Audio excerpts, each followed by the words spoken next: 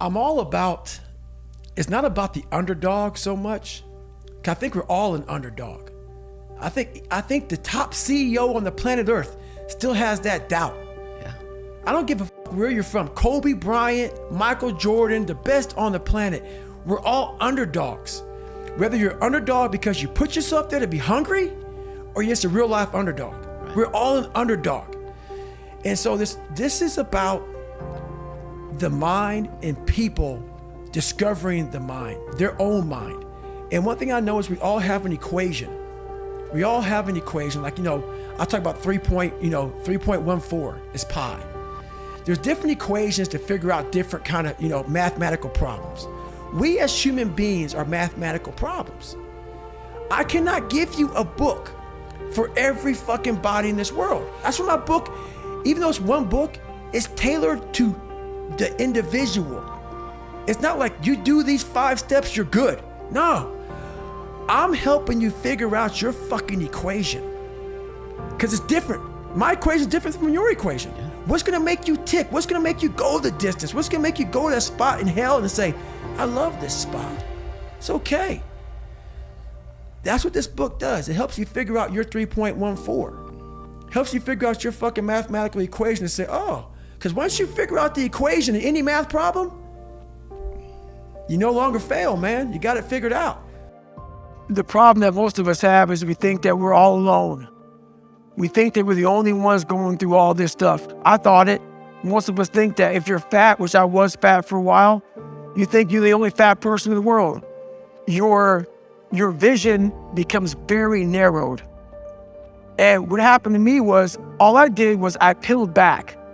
And I was able to get on top of a mountaintop in my head. And when you're high on that mountain, you have a great vantage point. And I was able to look down at the world.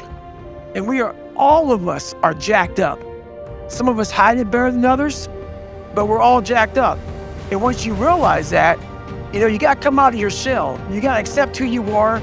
You got to accept the demons that life gave you, that maybe you gave you. Whoever gave them to you, you got to accept that. You got to be able to look them in the mirror, look them in the eye and say, okay, I'm going to start fixing these things. But if you think that you're by yourself, the reality of your life becomes very, very horrible. And you're not. We are all jacked up. And once you realize that, man, it's like whatever. You don't even look at the crowd anymore. You look at your own race, you do your own race, you do your own thing. And you finally find out who you're supposed to be in this life.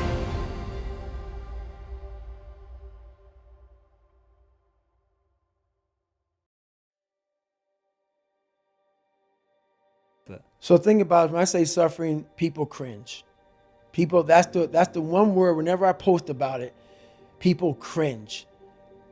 It's not about suffering and how people may look at suffering. Like you have to just go to a place that just every day of your life is suffering. You have to tap into suffering every day of your life because we have so much scarring that we have to clean up. You have to look at suffering as almost like I look at failure. To succeed, you must fail. In failure and in suffering, all the answers are in there. All the answers to all the test questions. The test is your life. All the answers are in there. You don't have to live in suffering and pain and failure all the time.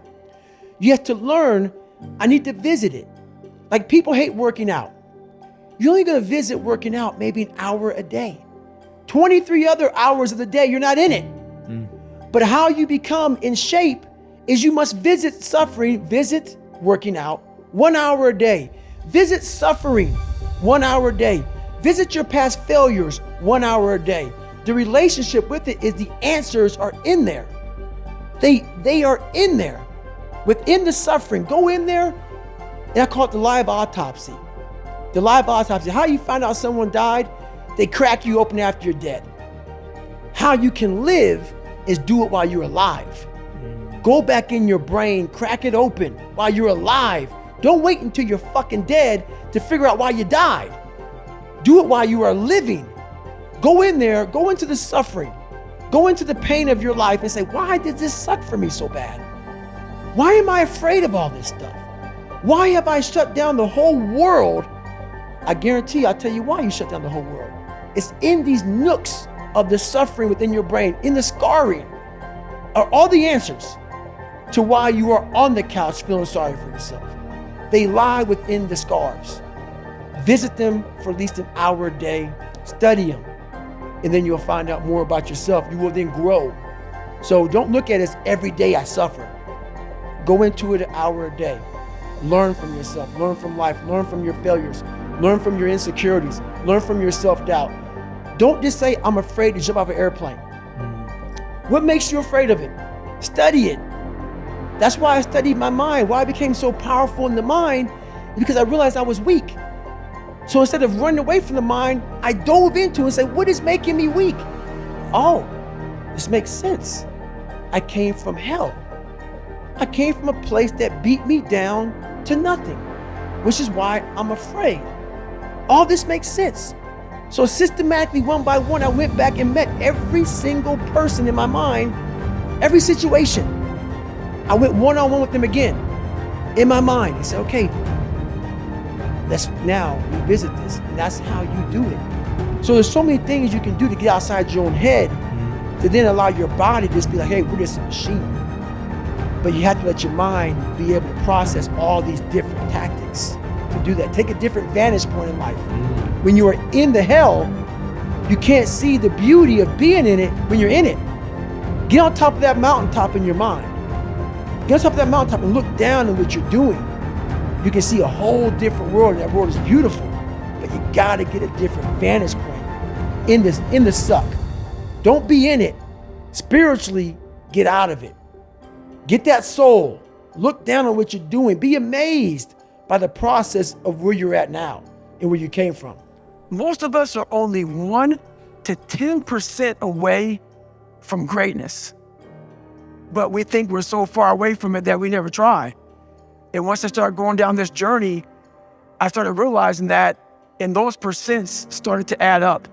And before I knew it, my mind started hardening, and I started passing so many different people that I thought were so far above me. And then before I knew it, man, I became a common amongst the uncommon.